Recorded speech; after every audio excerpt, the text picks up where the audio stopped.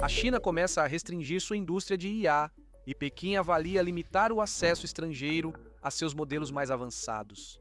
A Alibaba e a ByteDance vão desativar os agentes criados por usuários em 15 de julho. A DeepSeek está desenvolvendo seu próprio chip de inferência para diminuir a dependência da NVIDIA, enquanto a Moe World acabou de afirmar ter um modelo de mundo em tempo real a 50 quadros por segundo rodando em hardware NPU nacional. A China alertou que o código Claude da Anthropic pode ter uma porta dos fundos que envia dados de localização e identidade do usuário para servidores remotos. E enquanto a China está reforçando o controle, a OpenAI está preparando o lançamento do GPT 5.6 para quinta-feira, 9 de julho, enquanto a Anthropic estendeu o acesso ao Fable 5 por mais 5 dias. As coisas estão acontecendo rápido, então vamos conversar. Certo, segundo a Reuters, autoridades chinesas se reuniram com grandes empresas de IA do país no último mês. A Alibaba esteve envolvida, a ByteDance esteve envolvida e a Zai também esteve envolvida. E não era só sobre moderação comum de conteúdo. A dúvida era se Pequim deveria limitar o acesso externo aos modelos de IA mais avançados da China, inclusive os ainda não lançados. Isso é uma grande mudança porque os modelos de IA chineses se tornaram populares globalmente justamente pelo motivo oposto. Eles eram baratos, potentes e fáceis de acessar. O R1 da DeepSeek mudou essa percepção no ano passado ao mostrar que os laboratórios chineses estavam se tornando realmente competitivos. Depois, os modelos Qwen da Alibaba, Doubao da ByteDance e GLM da Zai começaram a se espalhar porque ofereciam bom desempenho a um custo muito menor. O GLM 5.2, especialmente, está chamando a atenção porque as pessoas estão comparando ele com os principais modelos dos Estados Unidos, mas com um preço muito mais baixo. Assim, para Pequim, a questão se torna óbvia. Se esses modelos são tão avançados e desenvolvedores estrangeiros têm acesso livre, a China está entregando tecnologia estratégica? As reuniões teriam sido conduzidas pelo Ministério do Comércio da China, com autoridades da Comissão Nacional de Desenvolvimento e Reforma presentes. Discutiram limites de modelos fechados e versões mais abertas, como sistemas de pesos abertos que os usuários podem baixar, rodar localmente, personalizar e usar como base para desenvolver. Após o lançamento desse tipo de modelo, o controle se torna quase impossível.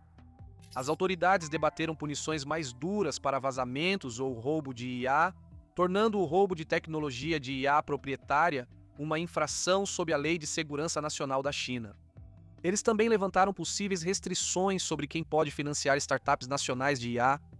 Não é só sobre acesso aos modelos. É sobre investimento, propriedade, exportações e se os melhores sistemas de IA da China devem ser tratados como ativos nacionais. Nada está decidido ainda. A Reuters afirma que o escopo ainda está em debate. As regras podem valer só para modelos futuros e não há previsão de quando ou se entrarão em vigor. Mas a direção é clara. A China está seguindo a mesma lógica que os Estados Unidos começaram a usar. A IA de fronteira não é mais apenas software, é poder. E já existem sinais. Em abril, o órgão estatal de planejamento supostamente ordenou que a Meta desfizesse sua aquisição de 2 bilhões de dólares da Manus, uma startup de IA fundada por chineses. No início de junho, a China apertou o controle sobre acordos no exterior envolvendo investidores chineses, tecnologia, dados e segurança nacional. A Reuters afirma que autoridades investigaram a Manus e outras startups de IA locais que foram para o exterior. Em maio, especialistas jurídicos chineses sugeriram um sistema em camadas, no qual ferramentas básicas de código aberto poderiam exigir só registro. Ferramentas avançadas podem passar por revisões de segurança e modelos de fronteira mais sensíveis podem ser restritos ao uso no próprio país. Ao lado disso, a China está reforçando o controle sobre agentes de IA. O Doubao da ByteDance e o Qwen da Alibaba anunciaram que seus recursos de criação de agentes de IA serão encerrados em 15 de julho de 2026. Depois disso, os usuários não poderão criar novos agentes e os agentes já criados pelos usuários deixarão de funcionar. Durante a transição, usuários ainda poderão ver configurações e históricos, mas ambas as plataformas recomendam fazer backup de conteúdos importantes por captura de tela ou exportação de texto. Após 15 de outubro, os dados serão tratados conforme as políticas de privacidade da plataforma e não poderão ser recuperados. O momento não é aleatório. Em 15 de julho entram em vigor as medidas provisórias da China para administrar serviços de interação com IA antropomórfica. O ecossistema de agentes de IA para consumidores na China enfrenta agora regras mais rigorosas. Agentes criados por usuários são úteis, mas para reguladores também representam sistemas de IA imprevisíveis com pouca supervisão. Agora, enquanto a regulamentação está ficando mais rígida, a questão do hardware também está ficando mais séria. A Reuters informa que a DeepSeek desenvolve seu próprio chip de IA. O principal é que esse chip, segundo relatos, serve para inferência, não treinamento. O treinamento cria o modelo, mas a inferência ocorre sempre que um usuário faz uma pergunta, executa um agente, gera código ou chama uma API. É aí que está o custo de longo prazo da IA.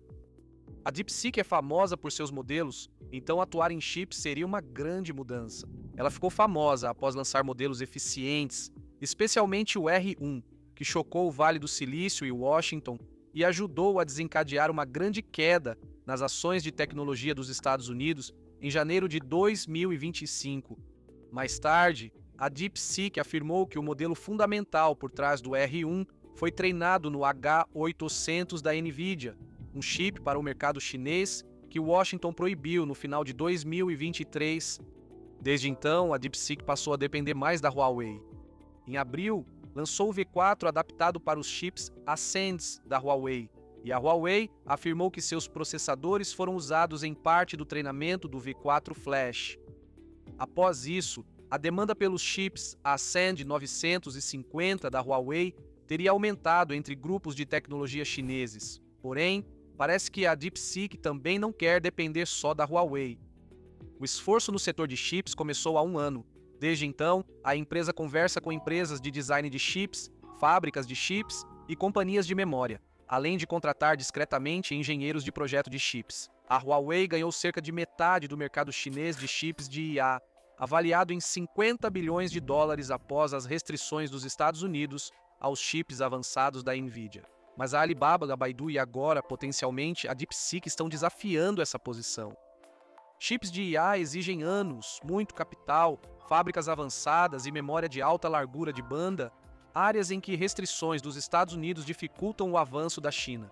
Mesmo assim, a DeepSeek se prepara para sua primeira rodada de financiamento externo, buscando captar 7 bilhões de dólares, com avaliação entre 52 e 59 bilhões de dólares. Depois, o alerta do Cloud Code mostra que ferramentas de programação agora são parte da questão de segurança. Em 8 de julho, o Banco de Dados Nacional de Vulnerabilidades da China, operado pelo Ministério da Indústria, alertou que as versões do Cloud Code de 2.1.91 até 2.1.196 podem conter um sério risco de backdoor.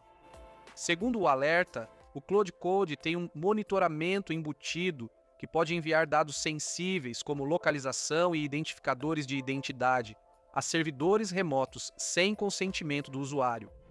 O NVDB orientou as organizações a revisarem os sistemas afetados, desinstalarem as versões comprometidas ou atualizarem para uma versão segura, onde o suposto código de backdoor foi removido. Também orientou as empresas a limitar o acesso externo a ferramentas de desenvolvimento e monitorar o tráfego da rede principal. A Anthropic não respondeu de imediato a Reuters, pouco após a Alibaba proibir funcionários de usarem o Cloud Code por recursos que poderiam identificar usuários ligados à China.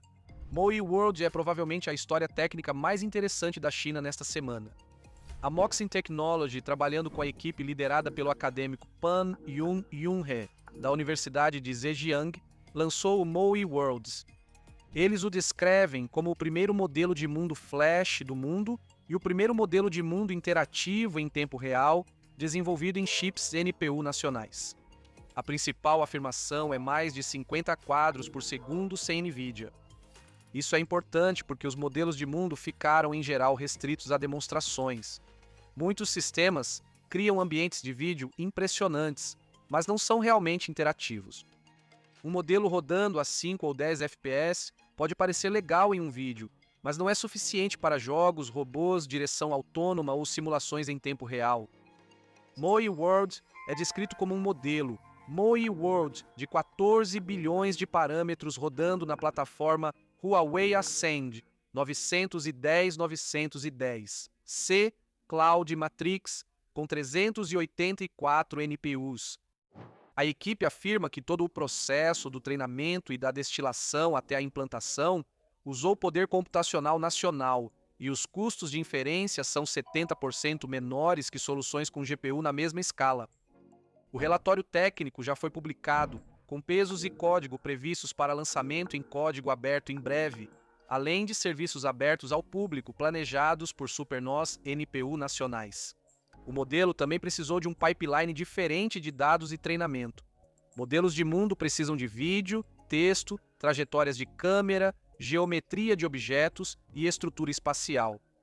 A equipe do MOI World afirma ter usado conjuntos de dados coletados pela própria equipe, totalmente anotados em 3D, e métodos nacionais de NPU, como paralelismo de atenção ultradenso e de tokens em sequências longas.